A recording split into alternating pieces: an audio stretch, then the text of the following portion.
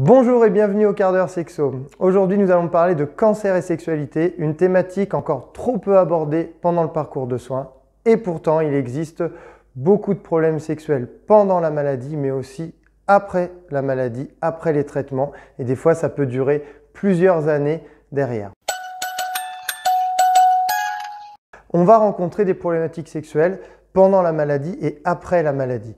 C'est très fréquent que la sexualité passe en second plan parce qu'on a autre chose à penser quand on nous annonce un diagnostic de cancer et que la sexualité perde de son intérêt dans un premier temps. C'est tout à fait normal. Donc le couple peut être mis à mal pendant les traitements.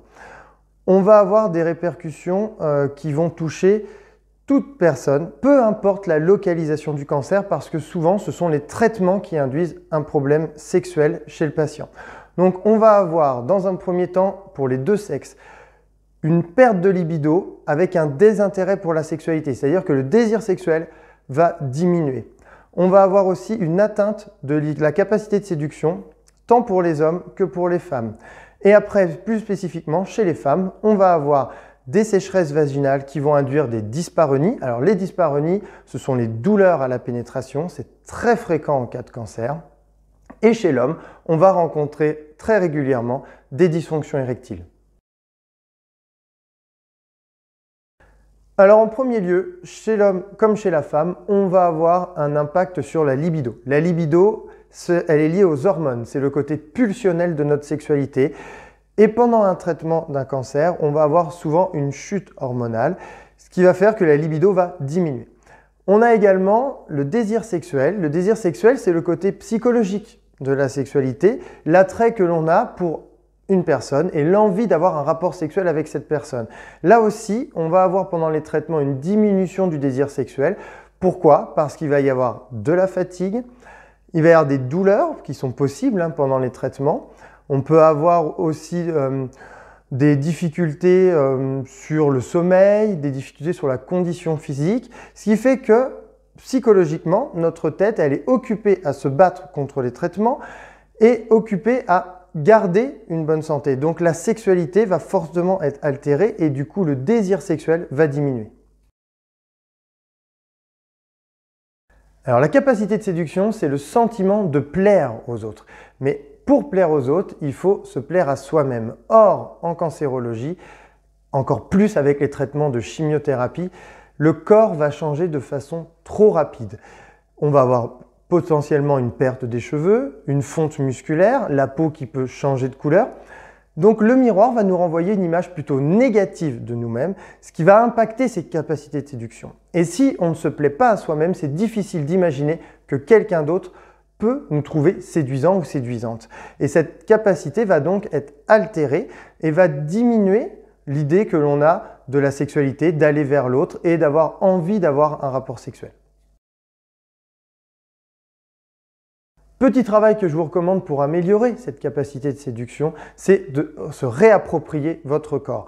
Pour cela, dirigez-vous vers les soins oncologiques de support. Il y a l'activité physique adaptée, la socio-esthétique, la réflexologie, la sophrologie. Toutes ces activités qui vont être axées sur le corps vont vous permettre de vous réapproprier votre corps, votre image corporelle, de recréer des liens plus amicaux avec celui-ci pour améliorer cette capacité de séduction et retrouver un intérêt pour la sexualité. Les sécheresses vaginales sont très fréquentes en cas de cancer, induites par les traitements de chimiothérapie, d'hormonothérapie, radiothérapie. Des chirurgies également peuvent impacter, quand elles sont directement faites dans la sphère génitale, les sécheresses. Les sécheresses vaginales vont créer un manque de lubrification pendant l'excitation sexuelle et créer ce que l'on appelle des dyspareunies. Donc les dyspareunies, ce sont les douleurs à la pénétration. Un rapport sexuel ne doit pas faire mal. S'il y a des douleurs, il faut absolument les régler. Ne pas insister. Si vous vous forcez à avoir des rapports sexuels douloureux, au bout d'un moment, votre tête dira stop et c'est terminé. Il n'y aura plus de rapport sexuel avec pénétration. Donc pour remédier aux douleurs, aux sécheresses vaginales, dans un premier temps, je vous recommande les hydratants vaginaux que vous allez trouver en pharmacie sans prescription. C'est comme une crème de jour pour le visage, mais pour le vagin, cette crème ce gel en fait, va pallier à la sécheresse et va augmenter la lubrification naturelle de votre vagin. Deuxièmement, si ça ne suffit pas, rapprochez-vous de votre oncologue. Il pourra vous prescrire des ovules à la colpotrophine par exemple, qui vont pouvoir apporter des hormones au niveau local dans votre vagin pour pouvoir stimuler la lubrification vaginale.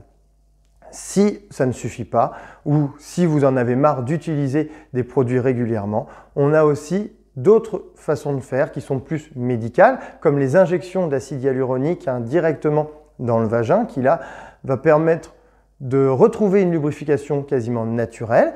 Et on a aussi l'utilisation du laser qui commence vraiment à apparaître sur le territoire français pour venir réparer un petit peu le vagin pour lui permettre de retrouver une lubrification naturelle.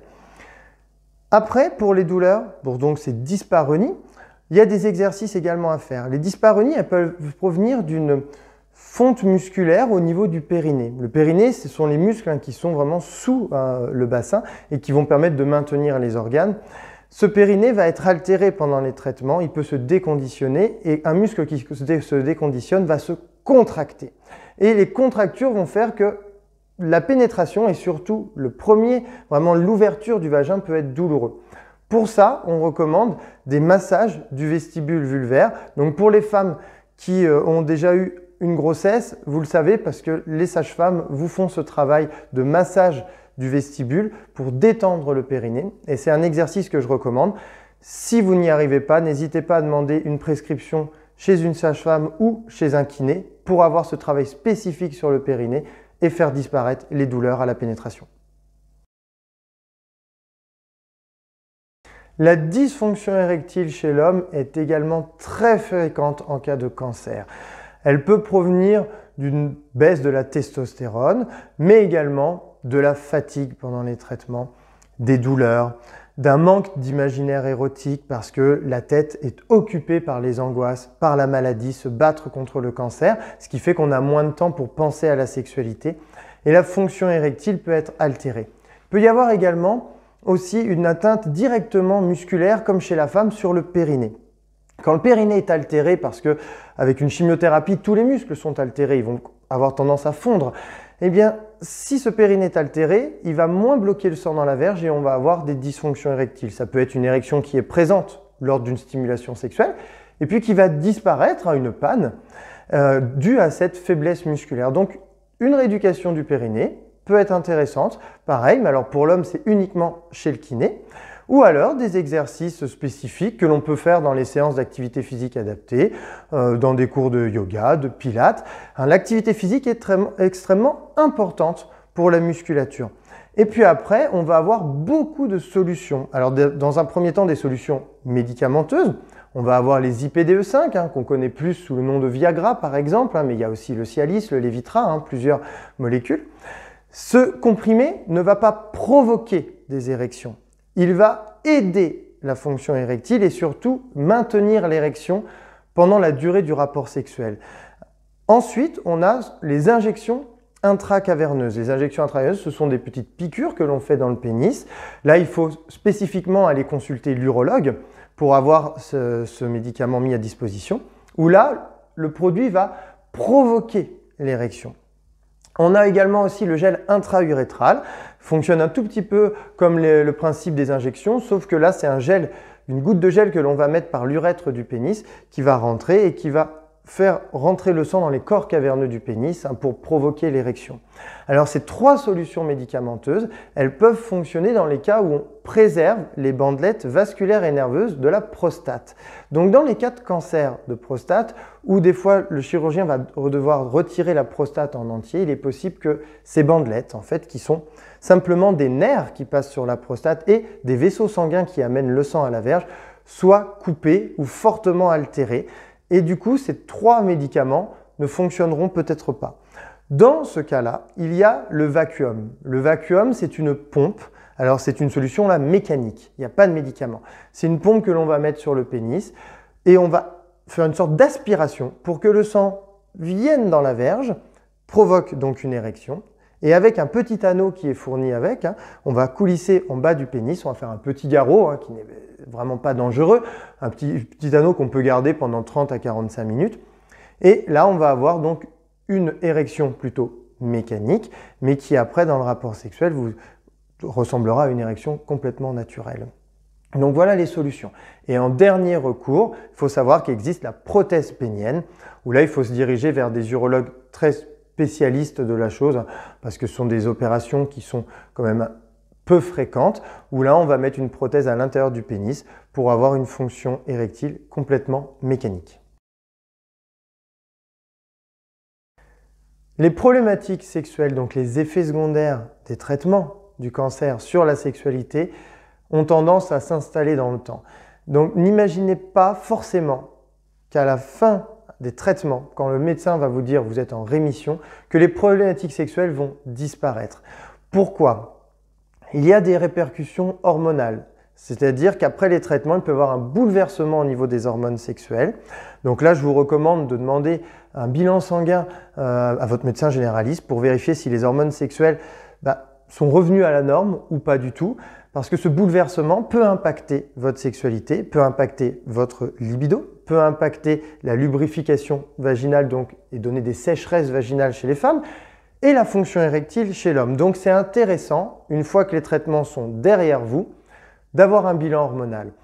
Et puis il y a quand même cette fatigue. La fatigue liée au cancer, c'est quelque chose qui a tendance à vraiment rester et des fois à devenir chronique. Alors il y a beaucoup de solutions pour la fatigue, comme l'activité physique adaptée, le soutien psychologique, on va dire le sommeil, améliorer son sommeil également. Il faut trouver l'origine en fait de cette fatigue parce que sur la sexualité, la fatigue, c'est une enclume au désir sexuel.